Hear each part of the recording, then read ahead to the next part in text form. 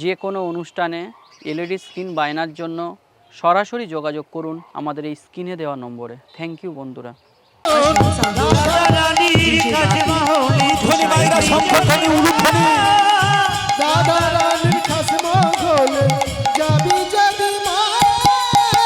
মাটি থাকে মাঠে পড়ে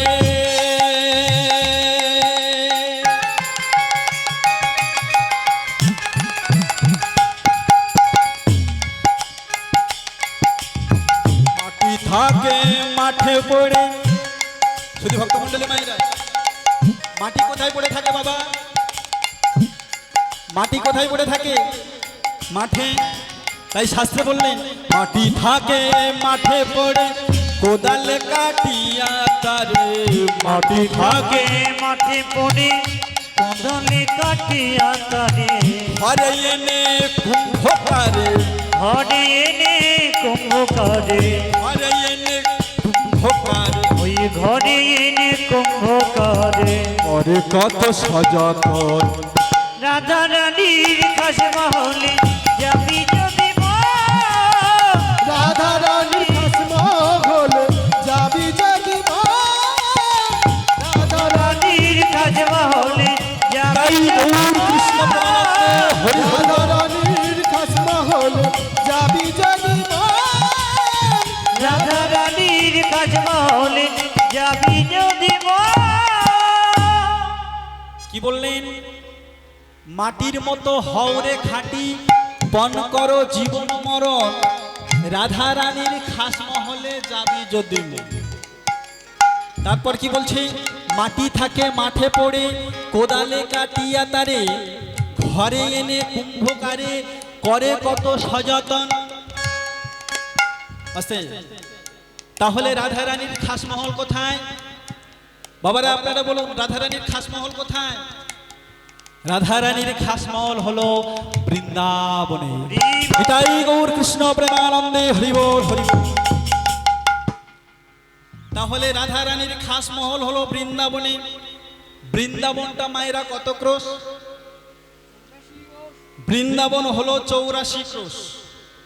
তাহলে কোন বৃন্দাবনের কথা বলছে? এই দেহ বৃন্দাবনের কথা বললেন পদকর্তা। এই দেহ বৃন্দাবন যে 84 ক্রোশ আছে, তাহার মাঝখানে দেখবেন 4 ক্রোশ রয়েছে বৃহৎ বৃন্দাবন, সেটি হলো রাধা রানীর খাস মহল।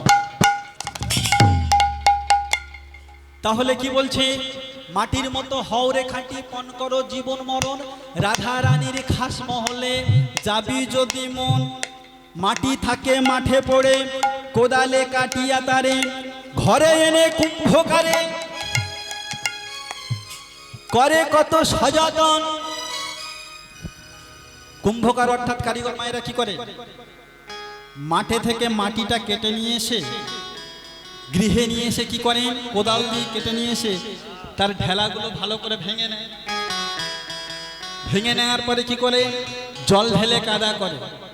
তাই শাস্ত্রে বললেন কোদালে কাটিয়া তারে, ঘরে এনে কুম্ভকারে করে কত সযতন। আছাড়ের পর আছাড় মারে, আছাড়ে মানে জল ঢালিয়া কাদা করে, কাদা করে। তাতে যদি শক্ত ধরে, শক্ত ধরে দুপায়ে মারিয়ে নেয় তখন। আস্তে আস্তে মায়ের দিকে। বুঝতে পারছেন তো বাবা? না বুঝতে পারলেন একটু ইশারা করবেন। তাই কি বলছে? মাটি থাকে মাঠে পড়ে। ও মায়েরা, কুম্ভকার অর্থাৎ কারিগর এই মাটিটাকে নিয়ে কি করে বলুন? এই মাটিটাকে নিয়ে দেখবেন অনেক কুম্ভকার অর্থাৎ কারিগর আছে। এই যে মহোৎসব অনুষ্ঠান চলছে, এই যে প্রদীপটাকে জ্বালানো হয়েছে যে মালসার মধ্যে, সেটা কিন্তু বাবা মাটি দিয়ে বানানো হয়েছে। যে প্রদীপটা জ্বলছে সেও কিন্তু মাটি দিয়ে তৈরি। মাটি দিয়ে অনেক কুম্ভকার অর্থাৎ কারিগর আছেন মাটির হাঁড়ি তৈরি করে। মাটি দিয়ে অনেক কুম্ভকার অর্থাৎ কারিগর আছে ইট তৈরি করে, যে অট্টালিকা বানানো হয়। কি বাবা? আবার দেখবেন মাটি দিয়ে অনেক কুম্ভকার অর্থাৎ কারিগর আছে বানরও বানায়। আবার অনেক কুম্ভকার অর্থাৎ কারিগর আছে ওই মাটিটাকে নিয়ে সুন্দর করে একটা রূপ দিয়ে প্রতিমাও নির্মাণ করে, যেখানে আমি তুমি আপনারা সবাই অবনত মস্তকে দাঁড়িয়ে সেই বিগ্রহের সামনে প্রণাম জানাই। এবার বলুন তো বাবা, যখন কুম্ভকার অর্থাৎ কারিগর ওই মাটিটিকে নিয়ে একটা ভালো করে রূপ দিয়ে প্রতিমা নির্মাণ করে, আস্তে আস্তে কোনো দিনের জন্য ওই প্রতিমাকে প্রণাম করতে গিয়ে আমরা নিজেরা কি বলা বলি করি যে হ্যাঁ রে, এটা কোন মাঠের মাটি? একটু কথা বলুন বাবা, কোনো দিনের জন্য কি আমরা বলি এটা কোন মাঠের মাটি রে? এত সুন্দর একটা প্রতিমা নির্মাণ করেছে ওই মাঠের মাটি? সেটা কিন্তু আমরা কোনো দিনের জন্য বলি না। কি করি? ভক্তি আমাদের মনের মধ্যে এসে যায়, আমরা অবনত মস্তকে দাঁড়িয়ে সেই প্রতিমার সম্মুখে প্রণাম জানাই। তাই কি করলেন? শাস্ত্রে বলে গেলেন, মাঠে যখন মাটি থাকে ওই মাটিটাকে নিয়ে কোনো একটা রূপ দেওয়ার আগে কুম্ভকার অর্থাৎ কারিগর কোদাল দিয়ে গৃহে আগে কেটে নিয়ে এসে ঢেলাগুলো ভেঙে নেয়। ভাঙার পরে জল ঢেলে কাদা করে যখন মনের মতো হয় না, তখন কি করে? সেই মাটিটাকে কুম্ভকার অর্থাৎ কারিগর দু পা দিয়ে ভালো করে মারিয়ে নেয়। মনের মতো মাটি যদি না হয়, রূপ কি দিতে পারবেন? শুধু ভক্তমণ্ডলী মায়েরা, আমরা হলাম সেই মাঠে পড়ে থাকা মাটির সমান। আস্তে আস্তে বাবা, শাস্ত্রে কি বললেন? আমরা হলাম বাবা সেই মাঠে পড়ে থাকা মাটির সমান। ভক্তাদিন ভগবান ওই কুম্ভকার অর্থাৎ কারিগর মাটিটাকে যেমন ভেঙে গুড়িয়ে জল ঢেলে কাদা করে মারিয়ে মনের মতো তৈরি করে নেয়, ভক্তাদিন ভগবান ঠিক আমাদেরই মতো ভক্তকে তেমন ভাবে পরীক্ষা করে যাচাই করে দেখে নেয় আমাদের মধ্যে কতটুকু ভক্তি আছে কিনা। এই দেখুন না, পঞ্চপাণ্ডব যুধিষ্ঠির, ভীম, অর্জুন, নকুল, সহদেব যখন বনবাসে গেল, একদিন জল পিপাসায় খুব কাতর হয়ে গিয়েছিল, তাই না বাবা? ভক্তাদিন ভগবান কেমন ভাবে ভক্তকে পরীক্ষা করে যাচাই করে দেখে নেয়, ছোট্ট করে একটু আস্বাদন করি আমরা। কি করলেন? 5 ভাই যখন বনবাসে গেল, তখন একদিন জল পিপাসায় কাতর হয়েছিল। কাতর হয়ে গিয়ে দাদা যুধিষ্ঠিরের কাছে 4 ভাই সবাই বলছে, দাদা আমরা যে তৃষ্ণারে জ্বালা সহ্য করতে পারছি না, একটু জল দাও না, জল ছাড়া মনে হয় কেউ আমরা আর প্রাণে বাঁচব না। যুধিষ্ঠির দাদা তখন বলে দিল, মা এদিকে লক্ষ্য রাখুন, এদিকে। তখন ভাইদেরকে বলে দিল, দেখো অদূরে একটা জলাশয় আছে, তোমরা সবাই একের পর এক গিয়ে জলাশয় থেকে জল নিয়ে এসো, আর পারলে সবাই জল পানও করে এসো। মায়ের দিকে লক্ষ্য রাখুন, সবাইকে জল পান করে আসতে বললেন। আর দাদা যুধিষ্ঠির কি বললেন? পারলে আমার জন্য একটু জল নিয়ে এসো। সর্বপ্রথম কে গেলেন? সর্বপ্রথম বাবা গেলেন সেই ছোট ভাইটা। ও মায়েরা, কে? সহদেব। সহদেব যখন জল আনতে গেছে, ওই জলাশয়ের কাছে গিয়ে যেই না জল নিতে যাবে, দেখছে একটা বক জলাশয়ের এক পাশে এক পায়ে দাঁড়িয়ে আছে। এইবার মজার কথা কি, যেই না সহদেব ওই জলাশয় থেকে জল নিতে যাবে, বক তখন বলে উঠলেন, সহদেব এই জলাশয় থেকে জল নিতে গেলে আগে আমার একটা প্রশ্নের উত্তর তোমাকে দিতে হবে। যদি তুমি প্রশ্নের উত্তর দিতে পারো তবেই তুমি জল পাবে, আর আমার প্রশ্নের উত্তর যদি না দিতে পারো তাহলে জলাশয়ের মধ্যে তোমার মৃত্যু ঘটবে, তুমি মারা যাবে। সহদেব তখন মনে মনে ভাবছে, জল নাই বা পেলাম, কি প্রশ্ন করে একটা ছোট্ট প্রাণী। ও মায়েরা, বক দেখেছেন তো?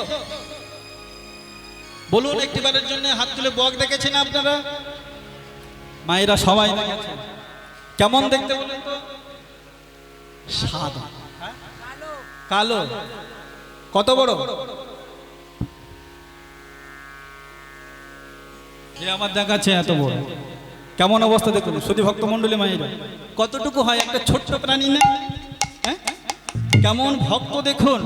তাই অবনত মস্তকে দাঁড়িয়ে গেলেন, দাঁড়িয়ে গিয়ে মনে মনে ভাবছে বগ আমাকে কি প্রশ্ন করে, একটা ছোট্ট প্রাণী হলে কি হবে, আমার তো জানতে হবে, অন্তত চেষ্টা তো করা যেতে পারে জলের জন্য।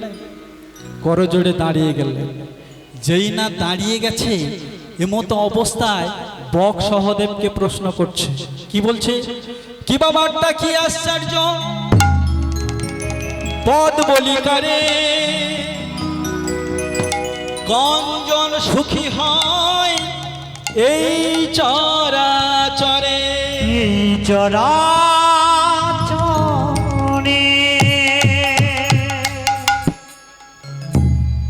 উত্তর দিতে পারল না সহদেব, প্রাণ ত্যাগ করলেন বাবা।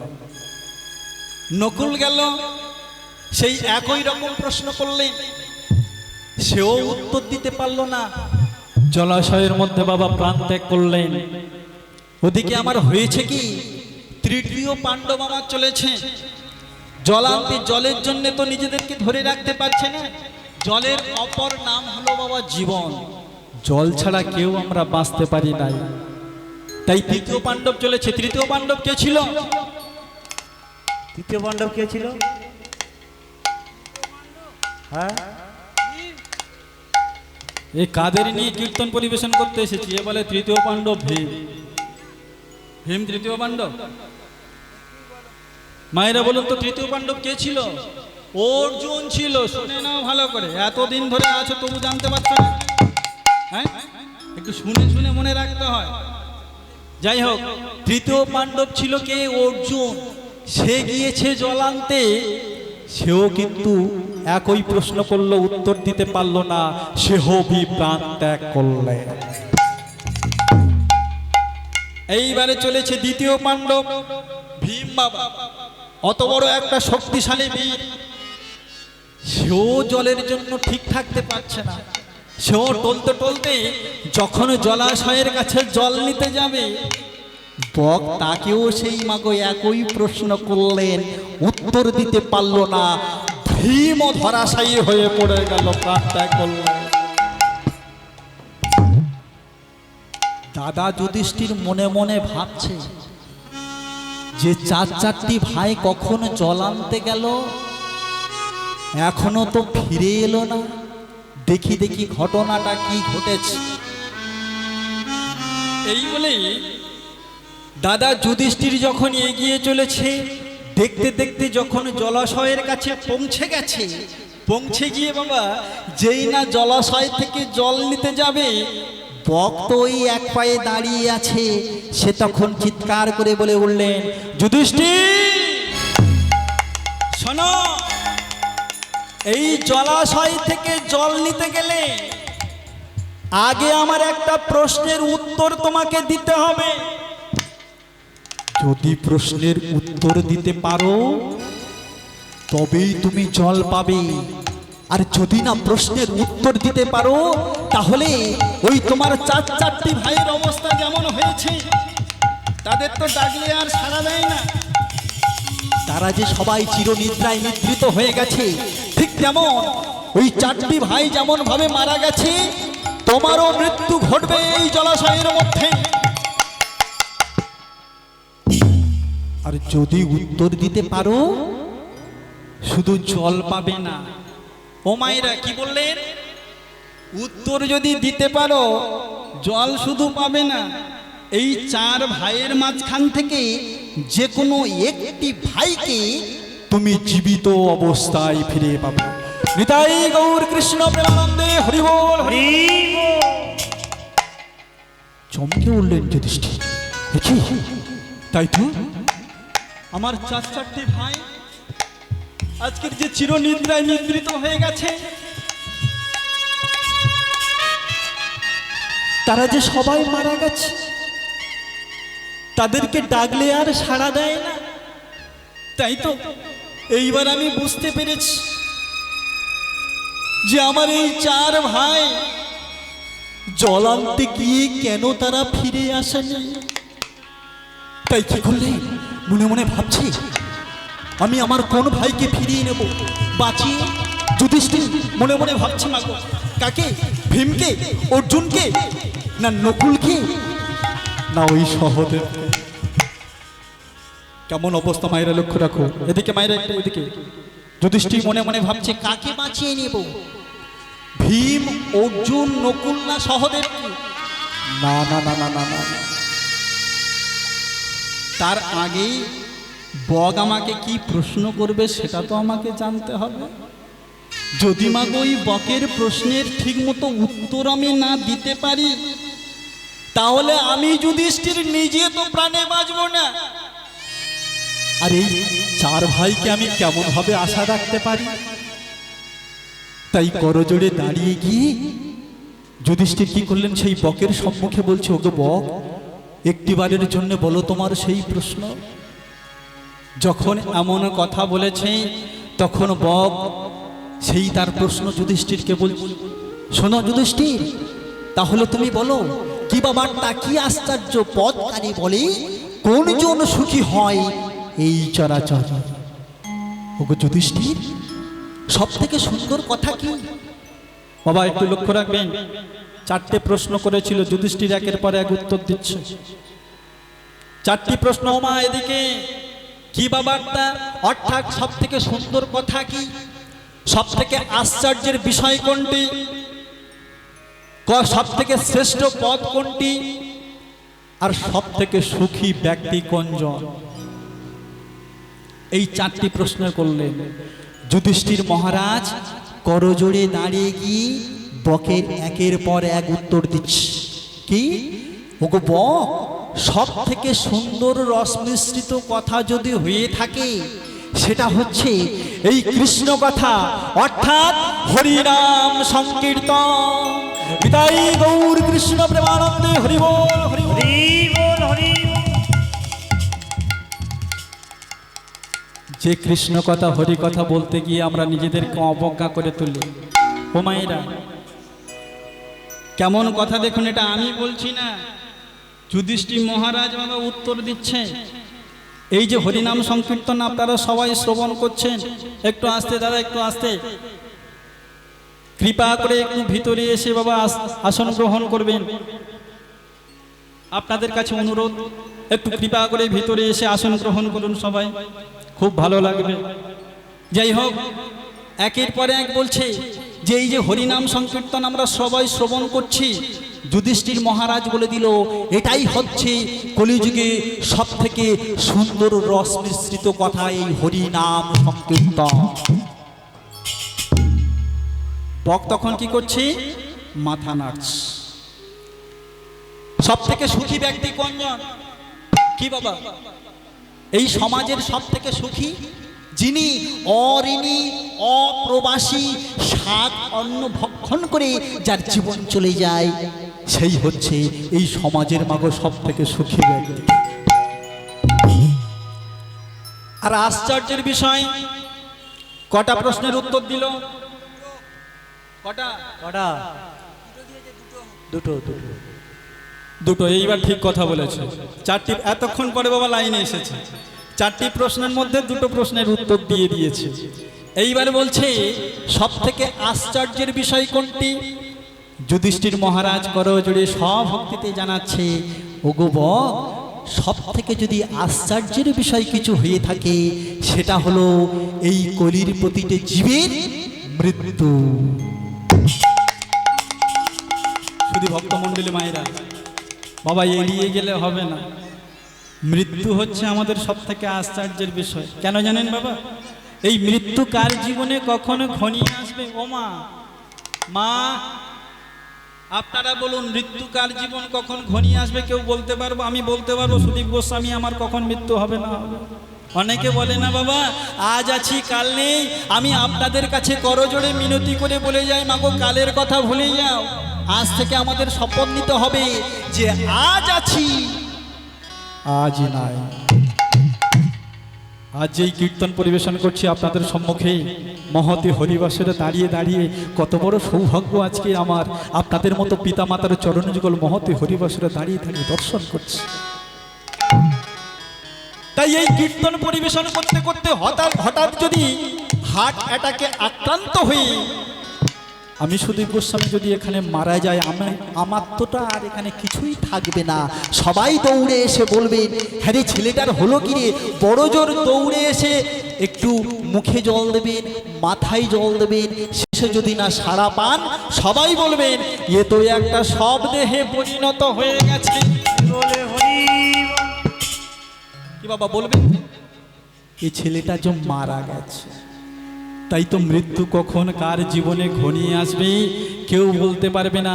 দেখা যাচ্ছে ভারতবর্ষের প্রধানমন্ত্রী তার সিংহাসনে বসে আছে, হঠাৎ যদি তারও হার্ট অ্যাটাক হয়, সেও কিন্তু মারা যাবে, তিনিও জানেন না।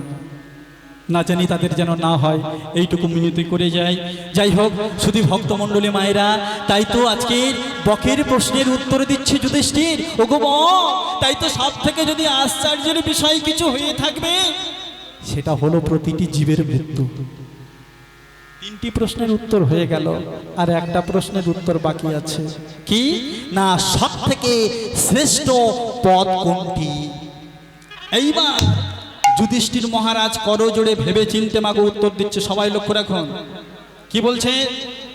আস্তে আস্তে বাবা এদিকে। এইবার বলছে সব থেকে শ্রেষ্ঠ পদ হলো সেই পদ। বাচ্চাগুলোকে একটু শান্ত করে দাও, একটু থামতে বলো। যাই হোক ওরা অবোধ শিশু তো। কি বলছে সব থেকে শ্রেষ্ঠ পদ কোনটি? যে পদ দিয়ে মুনি ঋষি যোগীগণ গমন করে হয়েছে বরণীয় স্মরণীয়। এমনকি যে পথ দিয়ে গমন করে আমি তুমি আপনারা সবাই এই পৃথিবীর আলো বাতাস দর্শন করছি, সেটি হলো সব থেকে শ্রেষ্ঠ পথ। আর সেটি হলো রাধা রানীর খাস মহল, সেটি হলো প্রতিটি জীবেরও ভজনালয়। নিতাই গৌর কৃষ্ণ প্রেমানন্দে হরি বল। হরি বল হরি বল।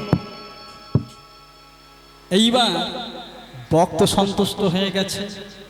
বক এখন বলছে যুধিষ্ঠির, তোমার প্রশ্নের উত্তরে আমি সন্তুষ্ট হয়েছি, তুমি সঠিক উত্তর দিয়েছো। বলো তোমার এই চার ভাইয়ের মাঝখান থেকে তুমি কোন ভাইকে জীবিত অবস্থায় পেতে চাইছো? এইবার যুধিষ্ঠির মনে মনে ভাবছে কাকে বাঁচিয়ে নেব, ভীমকে, অর্জুনকে, না নকুলকে, না ওই সহদেব। করজোড়ে দাঁড়িয়ে গিয়ে বলছে ওগো বক, যদি সত্য সত্য প্রাণে বাঁচিয়ে ফিরিয়ে দিতে হয়, আমার ওই ছোট মায়ের ছোট ছেলেটাকে, অর্থাৎ আমার ওই মাতৃমায়ের সেই ছোট ছেলেটা সহদেব ভাইকে তুমি প্রাণে বাঁচিয়ে ফিরিয়ে দাও। যেই না বলেছে এমন কথা যে সহদেব ভাইকে প্রাণে বাঁচিয়ে ফিরিয়ে দাও, এইবার বক তখন বলছে যুধিষ্ঠির, ছি ছি ছি ছি ছি ছি, হ্যাঁ তোমার সম্মুখে রয়েছে কুরুক্ষেত্রের মতো অত বড় একটা যুদ্ধ, কোথায় ভীমের মতো একটা শক্তিশালী বীরকে তুমি প্রাণে বাঁচাতে পারতে? নচেত যে মহাভারতের সব্যসাচী কে গো, ওই অর্জুন, ওই অর্জুনকে তো তুমি তো প্রাণে বাঁচাতে পারতে। যে কোনো কাজেই লাগবে না সেই তোমার সৎ মায়ের সেই ছোট ছেলেটাকে, তুমি কেন সহদেবকে প্রাণে বাঁচাতে চাইছো? যেই না অমন কথা বলেছে, করজোড়ে দাঁড়িয়ে গিয়ে বলছে, কি বলছে গো মায়েরা সবাই শুনুন। করজোড়ে দাঁড়িয়ে গিয়ে যুধিষ্ঠির বলছে ওগো বক, শাস্ত্রে কি বলে জানো? পুত্রাত্রে ক্রিয়াতে ভাজ্যা পুত্র প্রয়োজন। তাই না বাবা? পিতামাতা মধুর মিলনে রত হয় একটা সুপুত্রের কারণে। আমার মা কুন্তী দেবীর আমি যুধিষ্ঠির বেঁচে আছি, আমার মা যখন পরলোক গমন করবে তখন আমার পিণ্ডদানে আমার মা কুন্তী দেবী উদ্ধার পাবে, মুক্তি পাবে। কিন্তু আমার যে মা সেই মাতৃদেবী, তার যে দুটো সন্তান নকুল আর সহদেব, তারা যে চিরনিদ্রায় নিদ্রিত হয়ে গেছে, তাদেরকে যে ডাকলে আর সাড়া দেয় না। তাই আমার ওই সৎ মাকে, অর্থাৎ ওই ছোট মাকে কে পিণ্ডদান করবে? আর আমার মা কেমন ভাবে মুক্তি পাবে, উদ্ধার হবে? তাই যদি প্রাণে বাঁচিয়ে ফিরিয়ে দিতে হয় আমার ওই মাতৃমায়ের ছোট ছেলেটাকে অর্থাৎ সহদেব ভাইকে তুমি প্রাণে বাঁচিয়ে ফিরিয়ে দাও। নিতাই গৌর কৃষ্ণ প্রেমানন্দে হরি বল হরি বল। পগার নিজের ঠিক থাকতে পারলো না। ধর্ম তো এসেছে বাবা, পরীক্ষা করতে যুধিষ্ঠিরকে কেমন ধার্মিকতা তাদের। কি বাবা, ভক্তাধীন ভগবান কেমন ভাবে পরীক্ষা করে যাচাই করে দেখুন। তাই সন্তুষ্ট হয়ে ধর্ম তার নিজের রূপটাকে দেখালেন, বক রূপ থেকে নিজের রূপটাকে বহিঃপ্রকাশ করে বললেন, যুধিষ্ঠির তুমি ধন্য, ধন্য তোমার ধার্মিকতা। তোমার একটা ভাইকে কেন, তোমার এই চারটি ভাইকে সবই জীবিত অবস্থায় তোমার কাছে আমি পাঠিয়ে দিলাম। তাই তো শুধু ভক্তমণ্ডলী মায়েরা, ভক্তাধীন ভগবান সদাই সর্বদাই আমাদেরকে পরীক্ষা করে যাচাই করে দেখে নেয় আমাদের মধ্যে কতটুকু ভক্তি আছে কিনা। যে কথাটা বলতে বলতে এলাম, কি বললাম, কুম্ভকার অর্থাৎ কারিগর বাবা এই মাটিটাকে নিয়ে অনেক রূপ দেন। কেমন ভাবে, মাটিটাকে রূপ দেওয়ার আগে কোদাল দিয়ে কেটে নিয়ে ভালো করে পিটে পুটে জল ঢেলে কাদা করে মারিয়ে নিয়ে একটা রূপ দিয়ে দিলেন। কিন্তু রূপ দেওয়ার পরে কি করে, দিনের পর দেখবেন সেই মাটির পসরাগুলো রৌদ্রেতে মেলে দেয়, তাই না বাবা? তাই বললেন, রৌদ্রেতে করে ভাজা সাজার উপর দ্বিগুণ সাজা, রৌদ্রেতে করে ভাজা সাজার উপর দ্বিগুণ সাজা, রৌদ্রেতে করে ভাজা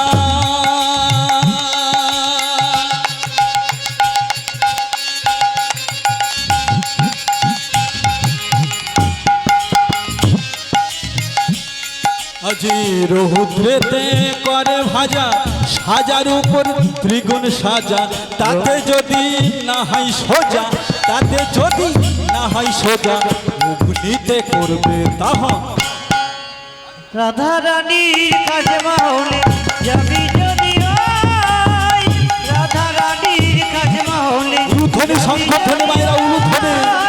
রাধা রানীর কাসমা হলে যাবি যদি রাধা রানীর কাছে মাহলে যাবি যদি আয়, মাটির মতো হওরে খাঁটি, মাটির মতো হরে খাটি, মাটির মতো হওরে খাঁটি, মাটির মতো হরে খাটি, কোন করো জীবন মর। রাধা রানীর কাছে মাহলে যাবি যদি আয়, রাধা রানীর কাসমা হলে যাবি যদি রাধা রানীর কাছে মাহলে যাবি যদি আয়, রাধা গৌর কৃষ্ণ প্রেমানন্দে হরি হরি। যাবি যদি আয়, যাবি যদি আয়, যাবি যদি আয়। আপনারা সবাই জানেন কুম্ভকার অর্থাৎ কারিগর বাবা যখন এই একটা রূপ দেয় মাটি, আস্তে এদিকে, ও মায়েরা এদিকে লক্ষ্য রাখো। আপনাকে বলছি মা, অপরাধ মার্জনা করবেন, আমি প্রথম থেকে বলে দিয়েছি আপনাদের কাছে সন্তানের মতো। তাই যাই হোক, কি বললেন, মাটি মাঠে পড়েছিল, সেই মাটিটাকে নিয়ে যখন একটা রূপ দিলেন, দিয়ে দিনের পর দিন কুম্ভকার অর্থাৎ কারিগর মাটিটাকে রোদে দিয়ে দিয়ে একটু শুকিয়ে নেয়। কেমন হবে, এই যে মালসা বিভিন্ন রকম যে সামগ্রীগুলো তৈরি হয়, আগেই বলেছি মাটি দিয়ে অনেক কিছু তৈরি হয়, ইট তৈরি হয়, প্রদীপ তৈরি হয়, দিনের পর দিন মেলে দেয়, একটু শুকিয়ে নেয়। নেয়ার পরে কি করে, পনের মধ্যে দিয়ে দেয়।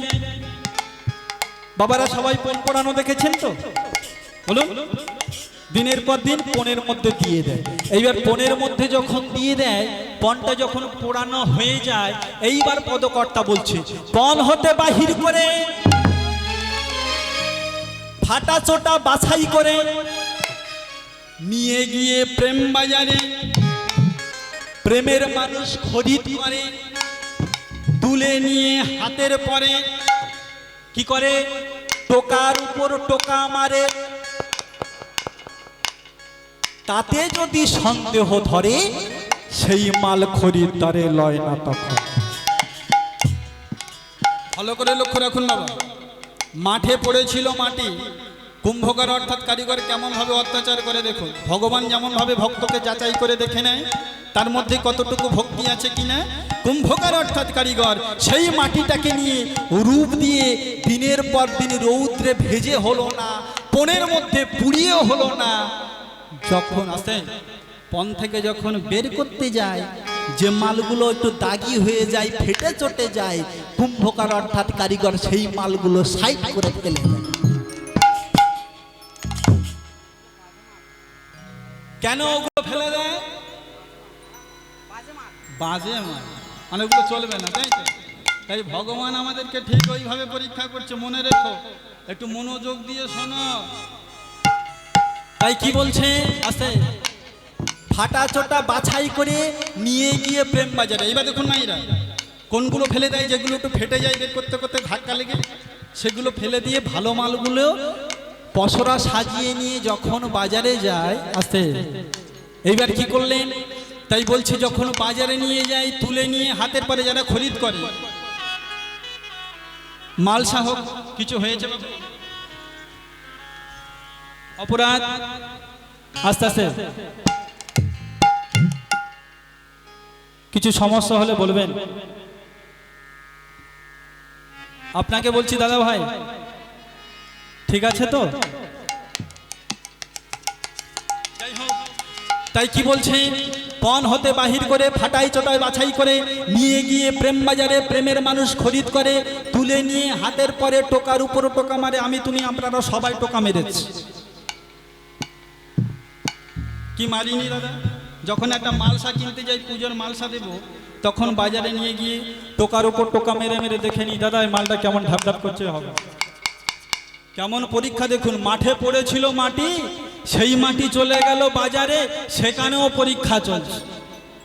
যদি দাগি হয় সেও বাছায়, ভালো মাল দাও। তাই বলছে তুলে নিয়ে হাতের পরে টোকার উপর টোকা মারে, তাতে যদি সন্দেহ ধরে সেই মাল খরিদ্দারে লয় না তখন। তাই এদিকে আমার কবি কি বলছে গো, এই দেহটাকে নিয়ে মাটির সাথে মিলিয়ে দিয়ে যাচ্ছি প্রথম থেকে বাবা। কবিতে কয় মন বেহুদা, দেহে আছে 9টি ছেদা। কবিতে কয় মন বেহুদা, দেহে আছে 9টি ছেদা। কবিতে কয় মন বেহুদা,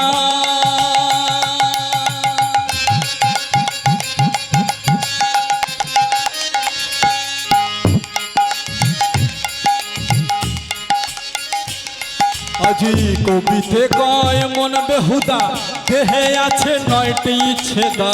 কবিতে কয় মন বেহুদা, দেহে আছে 9টি ছেদা। তাতে লাগাও প্রেমের কাদা, তাতে লাগাও প্রেমের কাদা। তাতে লাগাও প্রেমের কাদা। তাতে লাগাও প্রেমের কাদা। তাতে লাগাও প্রেমের কাদা। তাতে লাগাও প্রেমের কাদা। তাতে লাগাও প্রেমের কাদা। পাপি রসের মহাজন রাধা রানীর রাধা রানীর খাস মহল যাবি যদি রাধা রানীর কাছে মহলে যাবি যদি যাবি যদি উপর তালা 9 দরজায় আছে খোলা।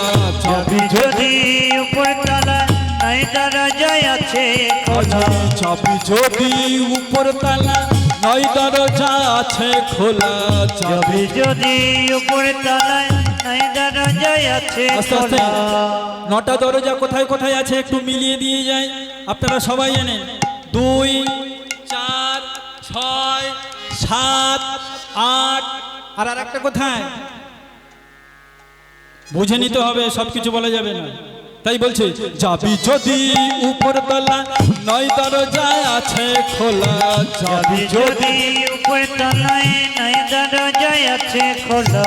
যাবি যদি উপর তলা 9 দরজায় আছে খোলা। যদি উপর তলায় 9 দরজায় আছে খোলা। তালার উপর লাগাও তালা। তালার উপর লাগাও তালা। তালার উপর লাগাও তালা। তালার উপর লাগাও তালা। যাবি যদি রত্ন ধন রাধা রানীর কাছে মহলে যাবি যদি রাধা রানীর কাছে মহলে যাবি যদি ওই রাধা রানীর কাছে মহলে যাবি জয় গৌর কৃষ্ণ প্রেমানন্দ হরি হরি বল। রানীর কাছে মহলে যাবি যদি রাধা রানীর শুধু ভক্তমণ্ডলী মায়েরা, তাই আজকের ভক্ত হতে গেলে মাগো আগে শক্ত হতে হবে। ভক্তাদিন ভগবান বললেন তার নাম গুণগান হরিনাম সংকীর্তন করো। আবার চৈতন্য চরিত্রামৃতের মাঝখানে স্বর্ণাক্ষরে কলম দিয়ে বলে গেলেন, যে করে আমার আশ তারে করি সর্বনাশ, আর যে না ছাড়ে আমার আশ তারে হই দাসের দাস। আর এটা ভাগবতের মাঝখানে কি বললেন? আসতে বাবা একটু আসতে। ভাগবতের মাঝে বললেন, মম নাম ইহ গৃহতি করতি ধনক্ষয় করতি বন্ধু বিচ্ছেদ করতি প্রাণ সংশয় তথাপি ইহ গৃহতি দিয়তি পরম পাদ। শুধু ভক্তমণ্ডলী মায়েরা, ভগবতের মাঝে বললেন, মম নাম ইহ গৃহতি করতি ধনক্ষয় করতি বন্ধু বিচ্ছেদ করতি প্রাণ সংশয় তথাপি ইহ গৃহতি দিয়তি পরম পাদ। ভক্তাদিন ভগবান বলছে, ওগো ভক্তগণ, তোমরা যদি আমার এই নাম করো, হরিনাম সংকীর্তন করো, করতি ধনক্ষয়, অর্থাৎ তোমাদের ধন সম্পদ যা কিছু আছে সব কিছু তোমাদের জীবন থেকে কেড়ে নেবে, চির কাঙাল করে দেবে, চির ভিখারি বানিয়ে ছেড়ে দেব। আস্তে আস্তে তারপরের পদ কি বলছে? করতি বন্ধু বিচ্ছেদ। শুধু ভক্তমণ্ডলী মায়েরা, ভক্তাদিন ভগবানের নাম গুণগান করলে কি করবেন? আত্মীয় স্বজন বন্ধুবর্গ যত কিছু কাছে পিঠে আছে, যাদেরকে আমরা বেশি ভালোবাসি মা, দিনের পর দিন তাদেরকে আমাদের জীবন থেকে কেড়ে নেবেন, চির কাঙাল করে দেবেন। ওই কালো ছেলেটাকে ভালোবাসতে গেলে একটু চিন্তা ভাবনা করে ভালোবাসতে হবে। কেন বলুন তো? পরের পদ আমার লিখলেন, করতি প্রাণ সংশয়, অর্থাৎ বন্ধুবর্গ সব কিছু জীবন থেকে কেড়ে নিয়ে, টাকা পয়সা অর্থ গাড়ি বাড়ি কেড়ে নিয়ে যখন ভগবানের মাগো আশা মিটবে না, তখন তোমার আমার আপনার প্রত্যেকের এই জীবনটাকে নিয়ে পর্যন্ত টানাটানি শুরু করে দেবে। অবশেষে কি পদ লিখলেন? করতি প্রাণ সংশয় তথাপি ও গৃহতি দিয়তি পরম পাদ। ভগবান বলছে, আমি বলছি না, ওগো ভক্তগণ, যদি দেখি সব ক্ষতি সব আঘাত উপেক্ষা করে তোমাদেরই মতো ভক্ত আমার এই রাঙা চরণ যুগল ছাড়ছ না, তখন তোমাদেরই মতো ভক্ত আমার জীবন থেকে হারিয়ে যাওয়ার ভয়ে মুনি ঋষি যোগী দেবতা সারাটা জীবন ওই ক্ষীরদের কূলে বসে গলিত পত্র ভক্ষণ করে যে চরণটা পায় না, সেই চরণটা ভক্তাদিন ভগবান হয়ে সদাই সর্বদাই তোমাদেরই মতো ভক্তকে আমি দিয়তি পরম পাদম অর্থাৎ দিয়ে থাকি। নিতাই গৌর কৃষ্ণ প্রেমানন্দে হরি বল। শুধু ভক্তমণ্ডলী মায়েরা, কৃষ্ণ কথা হরি কথা এত সহজ নয় মা। তাই কি করলেন? এক ভক্ত কেমন করে বিষয় সম্পত্তি সবকিছু ত্যাগ করে ওই ভক্তাদিন ভগবানের কৃপা পেয়েছিল, তার ওই লীলার বিষয়বস্তুর রস আমরা সবাই আস্বাদন করতে চলেছি। শুধু ভক্তমণ্ডলী মায়েরা, আমরা সবাই বৃন্দাবন ধামে এসে গেছি, যেখানে হয় কৃষ্ণ নাম হরিনাম সংকীর্তন, সেই স্থানটি হয় মধুময় বৃন্দাবন। তাই মায়েরা একটু শঙ্খধ্বনি উলুধ্বনি করবেন, আর বাবারা যারা আছেন একটু জয়ধ্বনি করবেন। কেন বলুন তো? কারণ হলো এই শঙ্খধ্বনি উলুধ্বনি জয়ধ্বনি যত দূর পর্যন্ত যায় তত দূর পর্যন্ত মঙ্গল সাধন হয়। আপনাদের দেশের মঙ্গল, দশের মঙ্গল, মহতি হরিবাসরের মঙ্গল, তাই না বাবা? শুধু তাই নয়, আরো একটা কাজ হয় এই মঙ্গলময় ধ্বনিতে। কি হয়? এই মঙ্গলময় ধ্বনিতে দেবতাদের শক্তি বৃদ্ধি হয় আর অসুরদের শক্তি নাশ হয়ে যায়। তাই দেখতে দেখতে কলিযুগে সবাই কিন্তু আমরা সংকট মুহূর্তের উপর দিয়ে এগিয়ে চলেছি। তাই ভগবানের শক্তি একটু বাড়িয়ে এই শঙ্খধ্বনি উলুধ্বনি জয়ধ্বনি করে যদি একটু সুস্থ স্বাভাবিকভাবে আমরা থাকতে পারি, মহতি হরিবাসরে যখন সবাই একত্রিত হয়েছি সেই আশাটা আমরা সবাই করব। আবার ওদিকে দেখুন বিজ্ঞান কি বলছে, আস্তে বিজ্ঞান ওদিকে বলছে এই শঙ্খধ্বনি উলুধ্বনি জয়ধ্বনিতে একটা কাজ হয়। দেখবেন দিনের মধ্যে বাবা প্রতিটা গৃহে শঙ্খধ্বনি উলুধ্বনি জয়ধ্বনি হয়, কিন্তু আগে পরে হয়, একসঙ্গে হয় কি বাবা? হয় একসাথে হয় সারাদিনে? মায়েরা বলুন একসাথে হয় না। কিন্তু এই সন্ধ্যার সময় এই যে সন্ধ্যা ঘনিয়ে এসেছে একটু পরে দেখবেন ঘরে ঘরে শঙ্খধ্বনি উলুধ্বনি চলছে, জয়ধ্বনি চলছে। নিতাই গৌর কৃষ্ণ প্রেমানন্দে হরি বল। বাহ, খুব ভালো লাগছে। এইভাবে এগিয়ে যেতে হবে, আমরা সবাই এগিয়ে যাব। যেহেতু বৃন্দাবন ধামে এসেছি, চুপ করে থাকলে হবে না। তাই কি বলছে একটু মনোযোগ দিয়ে শুনুন। বিজ্ঞান বলছে প্রতিটি বাঙালিরা আমরা সনাতন ধর্মের মানুষ হয়ে ঘরে ঘরে সন্ধ্যার সময় কেন একসাথে শঙ্খধ্বনি উলুধ্বনি করি? ওমা কেন করি সন্ধ্যার সময়? আস্তে কেন করি জানেন? কারণ যখন প্রভাত হয়ে যায় তখন কি হয়, সূর্যের যে কিরণটা পড়ে, সূর্যের যে তাপ, তার ফলে সমস্ত জীবাণুগুলো ঊর্ধ্বগতি লাভ করে, সায়েন্স বলছে। আর যখন সন্ধ্যা হয়ে যায় তখন কি হয়, প্রকৃতিটা নির্মম হয়ে যায়, নির্মল হয়ে যায়, তখন শান্ত হয়ে যায়।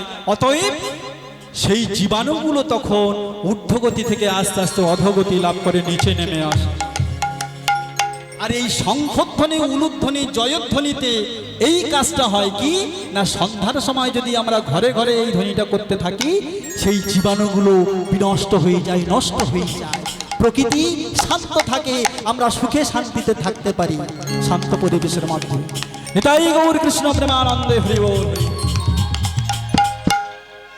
তাই তো বৃন্দাবনবাসী নবদম্পতি, নাম তাদের শ্রীধর রায় আর মাধবী দাসী,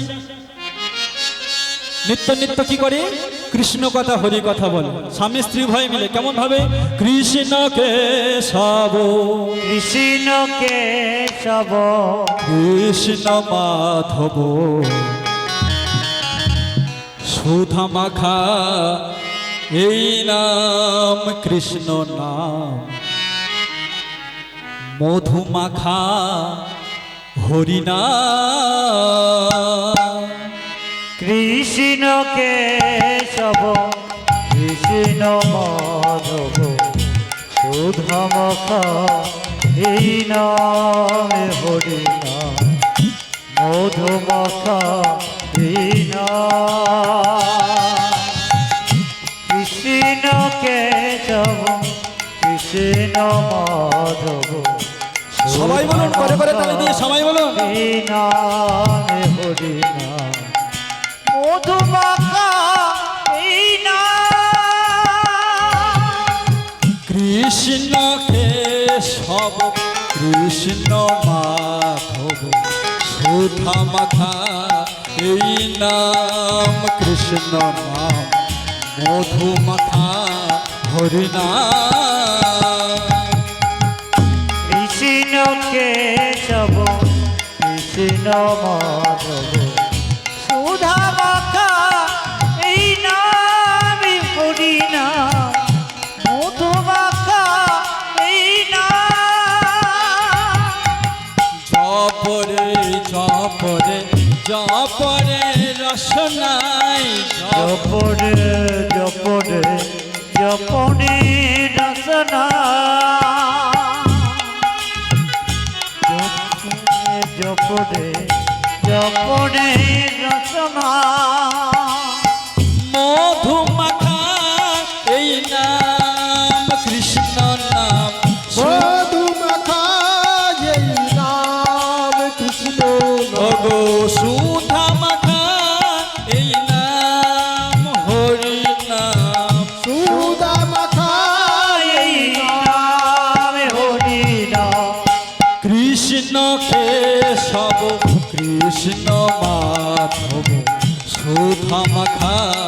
এই নাম কৃষ্ণ নাম মধু মাখা হরি নাম কৃষ্ণকে তব নিতাই গৌর কৃষ্ণ প্রেমানন্দে হরি হরি বল। সুদামাখা এ নাম সুদামাখা এই নাম হরি নাম সুদামাখা এই নাম হরি নাম সুদামাখা এই নাম। ভক্তাদিন ভগবানের নাম গুণগান হরিনাম সংকীর্তন করে আর গোপীনাথের কাছে অন্তরের কথা জানায়। ওগো আরাধ্য দেবতা, আজ তুমি প্রভু না চাইতে কি দাওনি, বিষয় সম্পত্তি ঐশ্বর্য সব কিছু দিয়ে পরিপূর্ণ করে দিয়েছ আমার এই জমিদার আলো। কিন্তু জানো গোপীনাথ, মনে বড় ভয়। কোন ভয়? না যেদিন আমরা ইহলোক ছেড়ে ওই পরলোক গমন করব, কে পুজিবে প্রভু তোমার ওই রাঙা চরণ যুগল? সব দিলে কি হবে? আমাদের তো কোল আলো করে কোনো সন্তান দাওনি, তাই বলছিলাম কি দাও না একটা সেবা দাস কিংবা সেবা দাসী। যতদিন বাঁচব ততদিন স্বামী স্ত্রী উভয়ে মিলে বাহু উত্তোলন করে তোমার এই নাম গুণগান হরিনাম সংকীর্তন করে যাও। ভক্তের এই মনের বাসনা, ভক্তের এই যে মনের ইচ্ছা যেন ভক্তাদিন ভগবান শুনেছেন। তাই ভক্তের দুঃখ দূর করতে মাধবী দেবীর গর্ভে একটি পুত্র সন্তান দিলেন। আর দিন দিন করে যখন 10 মাস 10 দিন পূর্ণ হয়ে যায়, ওমা মা আমার গর্ভের যন্ত্রণা সহ্য করতে পারে না গো। গর্ভের যন্ত্রণা সহ্য করতে না পেরে মা আমার অঝর নয়নে কাঁদতে থাকে আর গোপীনাথের কাছে বলতে থাকে, ওগো গোপীনাথ, হয় তুমি আমার কোল আলো করে একটি সন্তান দাও, না হলে এই মাকে কেন বাঁচিয়ে রেখেছো? আমি যে এই গর্ভের যন্ত্রণা আর সহ্য করতে পারছি না,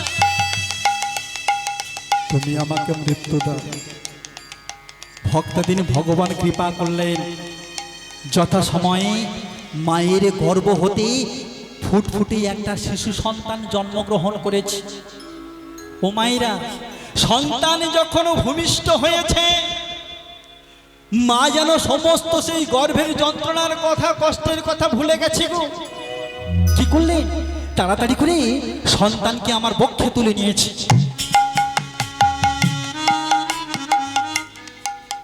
বক্ষে তুলে নিয়ে সন্তানের বদনে চুম্বন করছে।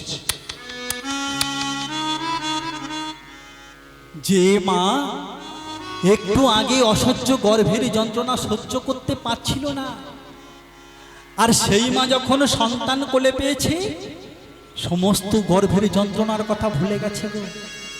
কেন জানেন মায়েরা? কারণ হলো নারীর নারীত্ব হলো তোমাকে ওই মাতৃত্বে। তাই যে নারী না মা হতে পেরেছে, যে মা না সন্তান কোলে পেয়েছে, সেই মা ছাড়া আর কে জানবে এই সন্তান পাওয়া আর না পাওয়ার মধ্যে কতটুকু জ্বালা, কতটুকু যন্ত্রণা। মায়েরা দেখবেন, যদি সন্তান কোলে না পায়, বিবাহের অনেক দিন হয়ে গেলে আত্মীয় স্বজন প্রতিবেশীরা সবাই খঞ্জনায় গঞ্জনায় এই মায়েদেরকে ভরিয়ে দেয়। এমনকি সেই কথাগুলো শুনতে শুনতে গৃহের শাশুড়ি ননদী পর্যন্ত বাবা কটু কথা বলতে থাকে। আর ওই কথাগুলো শুনতে শুনতে মায়েরা যার উপর নির্ভর করে বাকিটা জীবন কাটিয়ে দেওয়ার জন্য আশ্রয় করেন, আমার এই বাবারা, তারা কিন্তু এই মায়েদের একদিন কটু কথা শুনিয়ে দিতে কিন্তু ছাড়েন না। বাবাদের আমরা উপরটা দেখি, ভিতরটা দেখার বাবা কেউ চেষ্টা করি না। এই আমার মায়েরা বিবাহের বহুদিন হয়ে গেলে যদি না সন্তান কোলে না আনতে পারে, বাবারা তখন কি বলেন গো? দুরাচারী, ব্যভিচারী। তোমার মতো নারীর মুখমণ্ডল দর্শন করা মহাপাপ। কতদিন হয়ে গেল তোমার আমার বিবাহ হয়েছে, কেন একটা কোল আলো করে তুমি সন্তানকে তুলে দিতে পারলে না? তখন এই মায়েদের নিজেরা নিজেদের জীবনটাকে ধরে রাখতে গিয়ে না বড় দুর্বিষহ হয়ে যায়। এই মুহূর্তে মনে পড়ে যায় পরিচিত গীতিকার পুলক বন্দ্যোপাধ্যায়ের কথা বলছি গো মায়েরা। আঘাত কেমন জিনিসটা একটু দেখুন মা। পরিচিত গীতিকার সেই পুলক বন্দ্যোপাধ্যায়, যার কথায় কত শিল্পী না গান গেয়ে গেলেন, লতা, উষা, আশা, মান্না দে। এমনকি সেই পুলক বন্দ্যোপাধ্যায় যখন আমাদের কাছ থেকে চির বিদায় নিয়ে চলে গেছিল ওই গঙ্গায় ঝাঁপ দিয়ে, তার আগে কিন্তু তিনি একটা গান রচনা করলেন। ও মায়ের একটু এদিকে। যখন গানটা রচনা করেছি আর গানটা যখন রিলিজ হয়ে গেছে, আকাশ বাতাস মুখরিত হতে চলেছে, গানটা গাইলেন কে? পরিচিত শিল্পী মান্না দে, তাই না? যখন গানটা রিলিজ হয়ে গেছে, আকাশ বাতাস মুখরিত হতে চলেছে সেই গানের ধ্বনিতে, ঠিক তেমন ভাবে অত বড় একটা প্রতিভা ওই গঙ্গায় ঝাঁপ দিয়ে আপনাদের আমাদের কাছ থেকে চির বিদায় নিয়ে চলে গেলে। গানের কথাগুলো যে আজ বেশি মনে পড়ে, তাই তো শুধু ভক্তমণ্ডলী মায়েরা, কি ছিল না ওই পুলক বন্দ্যোপাধ্যায়?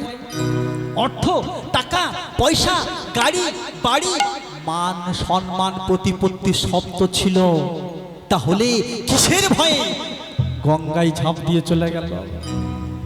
শুধু ভক্তমণ্ডলী মায়েরা, আমাদের প্রত্যেকের কিন্তু ব্যক্তিগত একটা নিজ নিজ আঘাত অন্তরের মাঝখানে রয়ে গেছে। কেউ এড়িয়ে গেলে হবে না। আমরা যে এখানে সবাই যে রয়েছি, প্রত্যেকের কিন্তু একটা আঘাতের জায়গা অন্তরের মধ্যে আছে, যে আঘাতের কথাটা সবার কাছে শেয়ার করা যায় না, সেটা নিজের মধ্যে বাবা সীমাবদ্ধ রাখতে হয়। তাই দেখুন না, ওই পুলক বন্দ্যোপাধ্যায় কি এমন আঘাত ছিল যেটা হয়তো তার সহধর্মিনী, অর্ধাঙ্গিনী, জীবন সঙ্গিনী, নিজের স্ত্রীও পর্যন্ত হয়তো জানতে পারে নাই। যদি জানতে পারত, তাহলে অত বড় মাপের একটা প্রতিভাকে আমাদের হারাতে হতো না। তাই কি করলেন? যেমন ভাবে লিখলেন তেমন ভাবে গাইলেন মান্না দে, তেমন ভাবে বিদায় নিয়ে চলে গেল। গানের কথাগুলো কি ছিল গো? যখন এমন জীবনটা মনে হয় ব্যর্থ আবর্জনা, ভাবি গঙ্গায় ঝাঁপ দিই, রেলের লাইনে মাথা রাখি,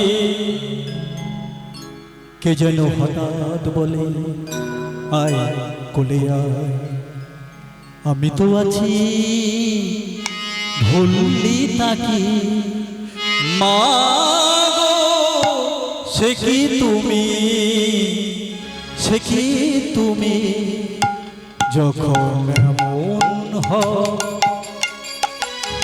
জীবনটা মনে হয় ব্যর্থ আবর্জনা, ভাবি গঙ্গায় ঝাঁপ দিই, লাইনে মাথা রাখি,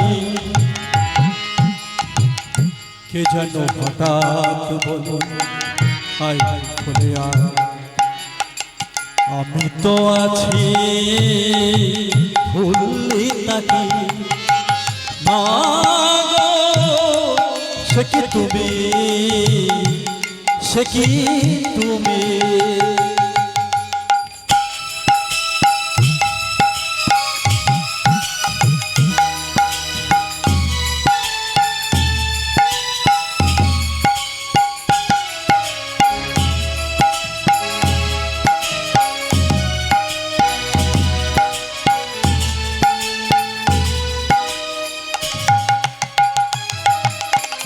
লাঞ্ছনা শুধু লাঞ্ছনা,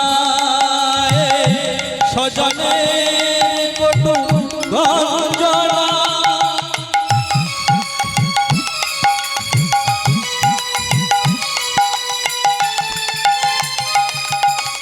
লাঞ্ছনা শুধু লাঞ্ছনা, স্বজনে কটু গঞ্জনা, রাত শুনে শুনে যখন সারাটা গায়ে আগুন চলে, কে যেন হঠাৎ বলে আয় বলে আয়, আমি তো আছি ভুললে তাকে, মা গো, সে কি তুমি, সে কি তুমি। নিতাই গৌর কৃষ্ণ প্রেমানন্দ, হরি বল হরি বল।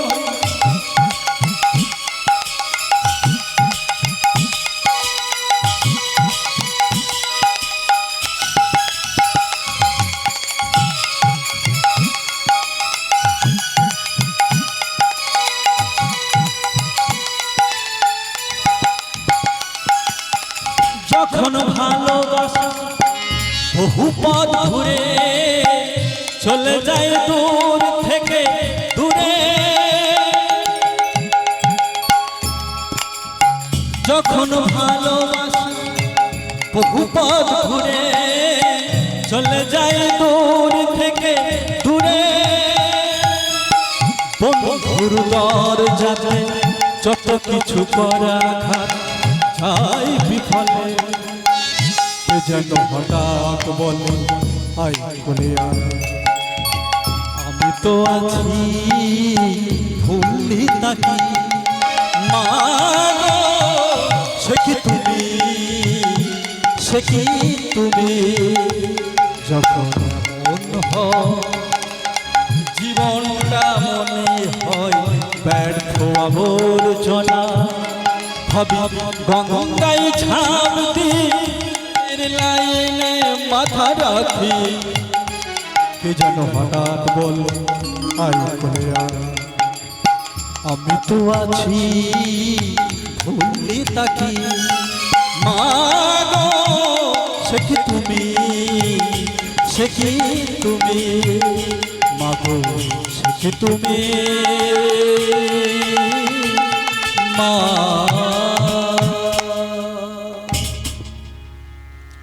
যেমন ভাবে গানটা রচনা করলেন পুলক বন্দ্যোপাধ্যায়, তেমন ভাবে গাইলেন কে, মান্না দে।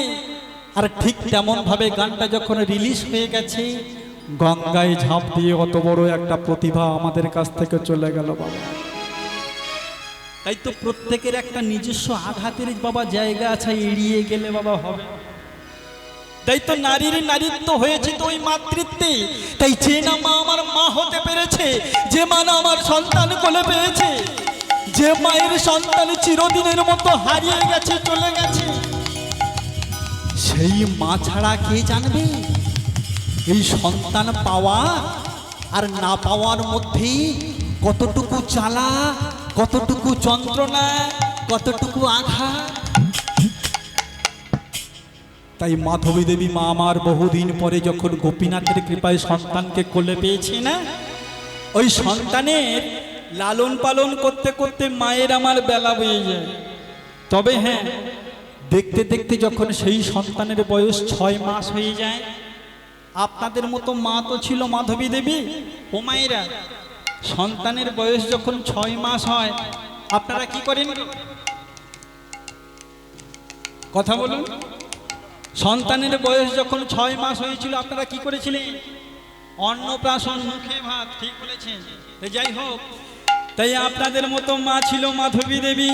সন্তানের বয়স যখন 6 মাস হয়ে যায়, মা আমার ভুল করেন না, কি করে? আগে ভাগে এগিয়ে যায় ওই গোপীনাথের মন্দিরের দিকে। গোপীনাথের মন্দিরের মাঝখানে পৌঁছে গোপীনাথের প্রসাদটা নিয়ে ছোট্ট খোকার মুখে তুলে দিয়ে সন্তানের আমার অন্নপ্রাশন করার। নিতাই গৌর কৃষ্ণ প্রেমানন্দে হরি বল। এইবার কি হয়েছে, সারাটা দিন ছেলের লালন পালন করতে করতে মায়ের বেলা বয়ে যায়। তবে হ্যাঁ, দেখতে দেখতে যখন সেই সন্তানের বয়স 6 মাসের পরিবর্তে 5 বৎসর হয়ে যায়, আপনারা যেটা করেন গো, কি করেন? স্বামী শ্রীধর রায় নিত্য নিত্য গোপীনাথের নাম গুণগান হরিনাম সংকীর্তন করেন। তাই গোপীনাথের পূজায়, গোপীনাথের সেবায় সাহায্য করার জন্য ভক্তিমতী মাধবী দেবী মা আমার ওই মন্দিরের দিকে এগিয়ে যায়। মা যখন মন্দিরের দিকে এগিয়ে যায়, ছোট্ট 5 বছরের খোকা সে তখন কি করে, ওই মায়ের শাড়ির আঁচল ধরে না দৌড়াতে দৌড়াতে ওই মন্দিরের দিকে এগিয়ে যায়। ওই বললাম আপনারা যেটা করেন খোকাকে শান্ত রাখার জন্যে, যাতে গোপীনাথের পূজায় গোপীনাথের সেবায় কোনো রকম ত্রুটি না হয়, এই কারণের জন্যে মা মন্দিরের মাঝে পৌঁছে গিয়ে শাঁখ ঘণ্টাগুলিকে এনে ছোট্ট খোকার হাতে ঝুলে দেয়। শোন খোকা, এই শাঁখ ঘণ্টাগুলিকে দিলাম, তোর বাবা যখন পূজায় বসবে না এইগুলো নিয়ে বেশ জোরে জোরে বাজাবি, বেশ জোরে জোরে বাজাবি, বেশ জোরে জোরে বাজাবি। যেমন ভাবে ঝুলিয়ে দেয় শাঁখ ঘণ্টাগুলি তেমন ভাবে ঝুলতে থাকে। ও এক দৃষ্টিতে তাকিয়ে তাকিয়ে দেখছে কেমন ভাবে তার ওই পিতামাতা গোপীনাথের নাম গুণগান হরিনাম সংকীর্তন করছে। ইতিমধ্যে মা আমার কি করেন, মন্দিরটাকে শুদ্ধ বসনে তাড়াতাড়ি করে পরিষ্কার করে ফুল দুর্বা তুলসী পত্র একে একে চয়ন করে নিয়ে স্বামী শ্রীধর রায়ের কাছে পসরা সাজিয়ে দেয়। স্বামী শ্রীধর রায় গোপীনাথের নাম গুণগান হরিনাম সংকীর্তন করতে থাকে। ছোট্ট 5 বছরের খোকা দাঁড়িয়ে দাঁড়িয়ে দেখে। অবশেষে যখন পিতামাতা গৃহে চলে যায় মনে মনে ভাবে, আজ পিতামাতা যেমন ভাবে গোপীনাথের নাম গুণগান হরিনাম সংকীর্তন করেছে আমি ঠিক তেমন ভাবে গোপীনাথের নাম গুণগান হরিনাম সংকীর্তন করব। মা যেমন ভাবে চন্দন ঘষেছে ও দেখে নিয়েছে, ও ঠিক তেমন ভাবে চন্দনটা ঘষে নিয়েছে। মা যেমন ভাবে মাখিয়ে নিয়েছে ফুল দুর্বা তুলসী পত্রগুলো, ও ঠিক তেমন ভাবে চন্দনে মাখিয়ে নিয়েছে। মাখিয়ে নিয়ে গোপীনাথের চরণে দিয়ে বলছে, কি বলছে গো, গোপীজন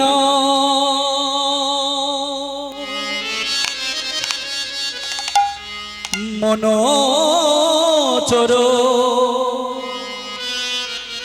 তুমি গিরিধারী নাগর, রাখো মিনতি রাঙা পায় ও হাই গো, রাখো মিনতি রাঙা পায়। গোপীজন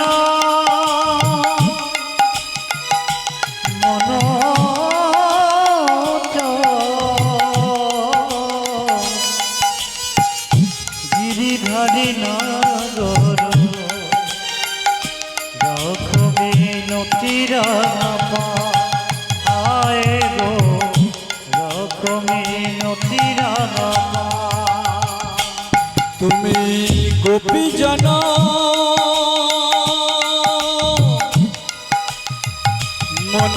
মনোচর প্রভু গিরিধারী নাগর, রাখো মিনতি রাঙা পায় ও হাই গো, রাখো মিনতি রাঙা পায়। গোপীজন মনোচর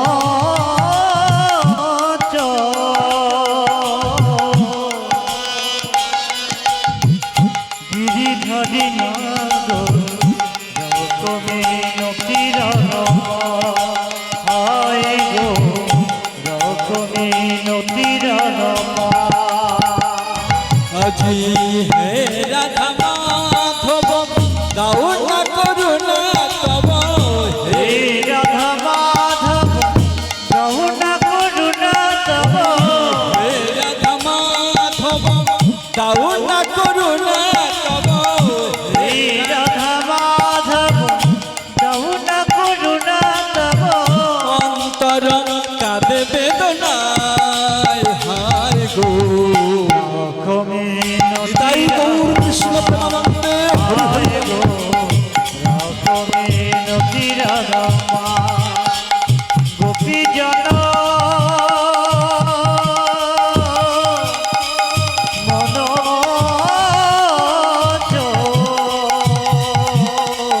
গিরিধারী নাগর, রাখো মিনতি রাঙা পায় গো, রাখো মিনতি রাঙা পায়।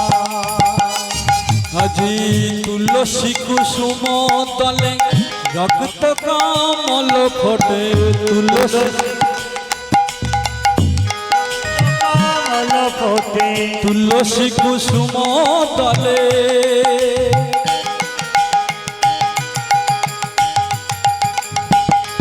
আজি তুলসী কুসুম তলে রক্ত কমল ফোটে তুলসী তুলসী কুসুম দলে রক্ষিত কমল ফোটে পুলকিত তনু মম প্রাণ ও হাই গো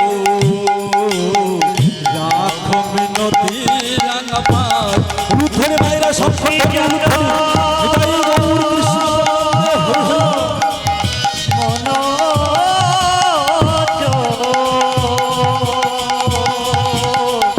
গিরিধারী নারদ রকমিনতি রাগাময় গো রকমিনতি রাগাময় আয় গো রকমিনতি রাগাময়।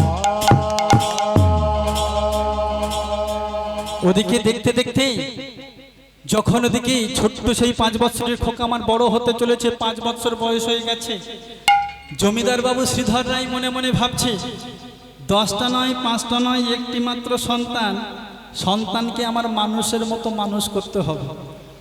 শুধু ভক্তমণ্ডলী মায়েরা আপনারা বলুন বাবা, আপনাদের ঘরে যদি একটা ছাড়া 10টা সন্তান থেকে থাকে তো আপনাদের মতো পিতামাতার তো একটা অন্তরের ইচ্ছে আছে যে সন্তানদেরকে একটু উচিত মতো শিক্ষাদান করাতে হবে, কি বাবা, তাদেরকে একটু মানুষের মতো মানুষ করতে হবে। তাই কি করলেন, যে কথা সেই কাজ।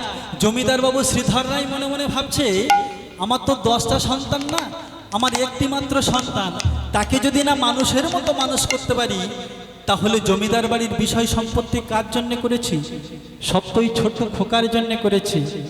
তাই কি করেছি, সুন্দর একটা পাঠশালা দেখে খোকাকে আমার ভর্তির বন্দোবস্ত করে দিয়েছি। ওদিকে যখন ভর্তির বন্দোবস্ত করে দিয়েছি আর গোপীনাথের সেবা পূজা দিয়ে যখন গৃহে ফিরে এসেছে না, আপনাদের মতো মা ছিল ওই মাধবী দেবী, ওই বললাম সকালবেলায় কি করেছি, তাড়াতাড়ি করে সন্তানকে আমার স্নান করিয়ে দিয়েছি। স্নান করিয়ে দিয়ে কি করলেন, পাঠশালার পোশাক পরিয়ে দিয়েছি। পাঠশালার পোশাক পরিয়ে দিয়ে মা আমার নিজ হাতে খোকাকে সেবা দিয়ে পাঠশালার পথে পাঠিয়ে দিয়েছি। ও হ্যাঁ হ্যাঁ, যে কথাটা বলতে গিয়ে ভুলে গেছিলাম গো। কোন কথা? এই কারণের জন্য বলে মা গো বাছা যার টানটার। মায়েরা জানেন সন্তানদের কখন কোন জিনিসের প্রয়োজন হয়। সন্তানরা যখন ছোট থাকে, বাবা আপনারা মনে কিছু ভাববেন না, সন্তান যখন ছোট থাকে একমাত্র মায়েরা জানেন সন্তানদের কখন কোন জিনিসের প্রয়োজন হয়। বাবারা তো সারাদিন বাইরে কাজকর্মের মধ্যে থাকে, তাই মায়েরা বেশি করে খেয়াল রাখে। তাই মা আমার কি করেছে, যখন পাঠশালার পথে এগিয়ে চলেছে একটা পুঁড়লিতে কিছুগুলো নাড়ু নিয়ে বেঁধে দিলেন, দিয়ে বললেন শোন খোকা, বলো। তুই যখন পাঠশালার পথে যাবি না, হ্যাঁ আর যখন তোর ক্ষুধা পাবে আচ্ছা এই পুঁড়লি ভরে নাড়ুগুলো বেঁধে দিলাম, ঠিক আছে। এই পুঁড়লি খুলে নাড়ুগুলো সেবা নিতে নিতে পাঠশালার পথে যাবি, আর নাড়ুগুলো সেবা নিতে নিতে পাঠশালা থেকে গৃহে ফিরে আসবে। কেমন? ঠিক আছে। যেমন ভাবে বলেছে ঠিক তেমন ভাবে পিতামাতার আদর যত্ন নিয়ে আর পুঁড়লি ভরা নাড়ু নিয়ে পাঠশালার পথে এগিয়ে চলেছে। ও বাবা, পাঠশালার পথে এগিয়ে গেলে কি হবে, এই যে শুধু বাহু উত্তোলন করে কৃষ্ণ কথা হরি কথা বলছে, বলবে না মায়েরা, বলবে না যে সন্তান গর্ভে থাকতে থাকতে নিত্য নিত্য কৃষ্ণ কথা হরি কথার রস মাগো আস্বাদন করেছিল, আর জন্মের পর থেকে দেখে আসছে আপন পিতামাতার ওই যে আরাধ্য দেবতা ভক্তাদিনী ভগবান গোপীনাথের প্রতি যে কত ভক্তি, আর তাদের ঔরসজাত 5 বৎসরের খোকা সে কি কৃষ্ণ কথা ছাড়তে পারে? তাই পাঠশালার পথে চলেছে আর বাহু উত্তোলন করে বলছে, কি বলছে গো, কৃষ্ণ বলে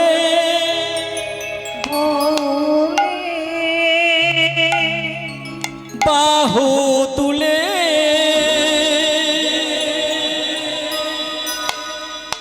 এসো না ভাই সবাই হরি বলে, সবাই বলুন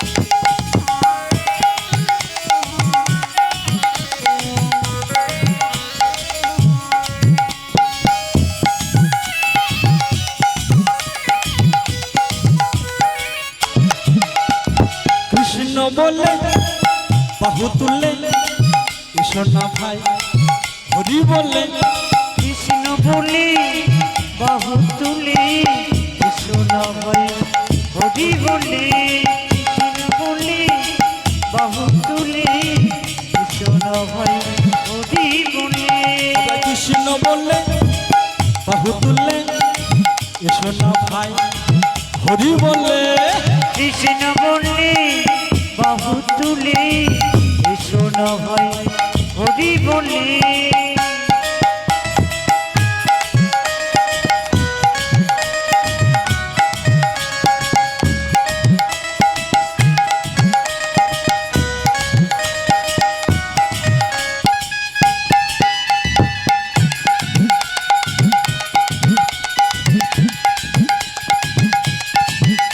উলুধ্বনি শঙ্খ ধ্বনি মায়েরা উলুধ্বনি, নিতাই গৌর কৃষ্ণ প্রেমানন্দ হরি হরি বল।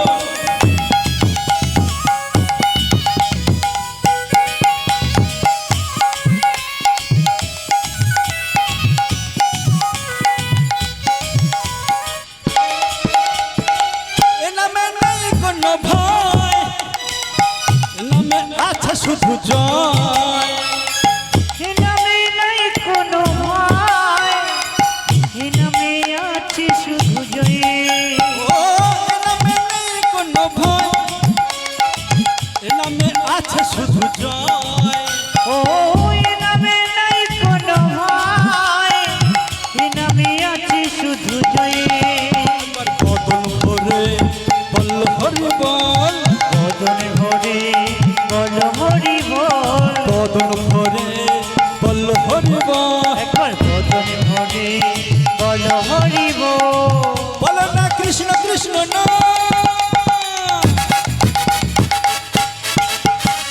কৃষ্ণ বলে বাহু তুলে কৃষ্ণ ভয় হরি বলে, কৃষ্ণ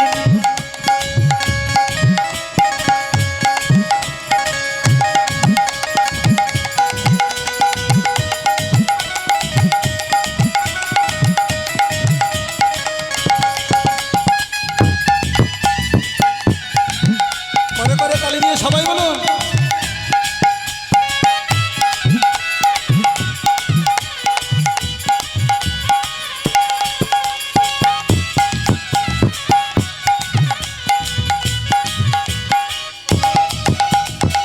এ নামে পাবে তোমরা শান্তি, দূরে যাবে সব শান্তি, ও এ নামে পাবি তুমি না শান্তি, দূরে যাবি সব শান্তি, ও এ নামে পাবে তোমরা শান্তি, দূরে যাবে সব শান্তি, ও এ নামে পাবি তুমি না শান্তি, দূরে যাবি সব শান্তি, তাই বদন ভরে বল হরি বল, একবার বদন ভরে বল হরি বল, বদন ভরে বল হরি বল, সবাই একবার বদন ভরে বল হরি বল, বলো না কৃষ্ণ কৃষ্ণ না,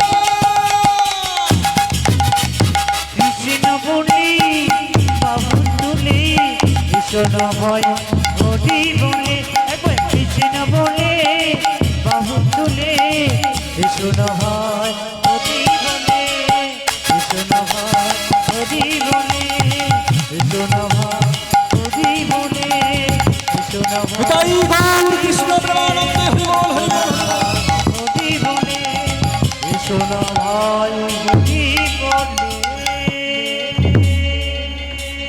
রঘু রঘু, তাই তো অরণ্যের মধ্য দিয়ে আমি কৃষ্ণ কথা হরি কথা বলতে বলতে এগিয়ে চলেছি। কে আছে যে পিছন থেকে বারে বারে আমার নাম ধরে ডাকতে পারে? দেখি দেখি, তাকিয়ে দেখি, এই বলে তাড়াতাড়ি করে চতুর্দিকে তাকিয়ে তাকিয়ে দেখছে, কাউকে দেখতে পেল না। তখন ছোট্ট 5 বছরের খোকা মনে মনে ভাবছে, এটা নিশ্চয়ই আমার মনের ভুল হয়েছে। কেন না মাগো, অরণ্যের মধ্য দিয়ে কৃষ্ণ কথা হরি কথা বলতে বলতে এগিয়ে চলেছে, যে কে আছে যে পিছন থেকে বারে বারে তার ওই চেনা নাম ধরে ডাকতে পারে। তাই মনে মনে ভাবছে, আজ আমি প্রথম পাঠশালার পথে চলেছি, তাই সময় মতো যদি না পাঠশালার পথে যেতে পারি, গুরু মহাশয়ের কাছে বাবা পৌঁছাতে না পারি, তাহলে যে গুরু মহাশয় রাগ করবে। তাই কি করেছে, কিছুটা সময় তো এখানে নষ্ট হয়ে গেছে। তাই দৌড়াতে দৌড়াতে এইবার ছোট্ট 5 বছরের খোকা চলেছে, আর বাহু উত্তোলন করে কৃষ্ণ কথা হরি কথা বলছে। বাহু উত্তোলন করে বলছে, কি বলছে গো? হরি নাম একবার বলো না,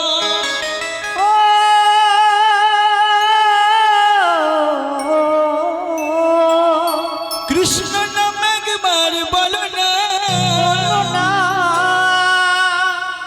এই হরি নাম, এই হরি নাম তোমরা জপ অবিরাম। জপয় অবিরাম। হরি নাম জীবনের সাধনা, ও হরি নাম, হরি নাম একবার বলো না, কৃষ্ণ নাম একবার বলো না, এই হরি নাম জপ অবিরাম, এই হরি নাম জপ অবিরাম। হরি নাম জীবনের সাধনা, ও হরি নাম, হরি নাম একেবারে বলো না, কৃষ্ণ নাম একেবারে বলো না, এই হরি নাম জপয় অবিরাম, এই হরি নাম জপয় অবিরাম। হরি নাম জীবনের সাধনা।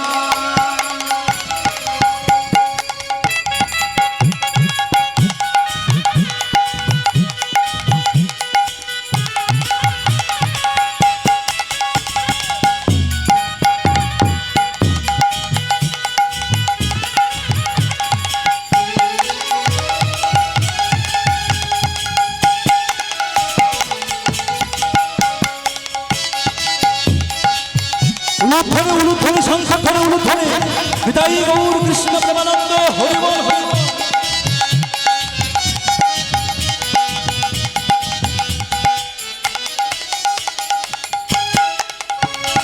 বিষয় বাড়ি সুন্দর নারী, বিষয় বাড়ি সুন্দর নারী, বিষয় বাড়ি সুন্দর নারী, বিষয় বাড়ি সুন্দর নারী, সঙ্গে কিছুই যাবে না।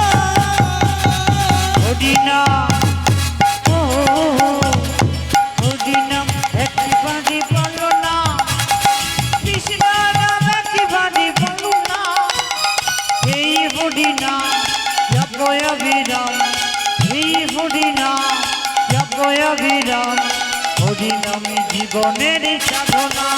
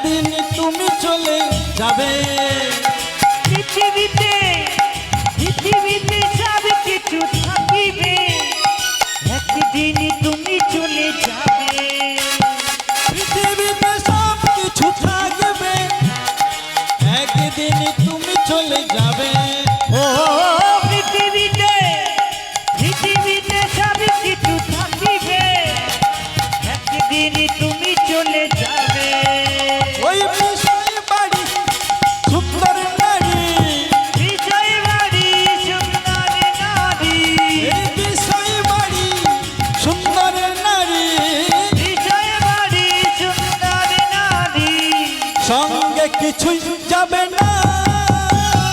হরিনাম হরিনাম একেবারে বলো না, কৃষ্ণ নাম একেবারে বলো না।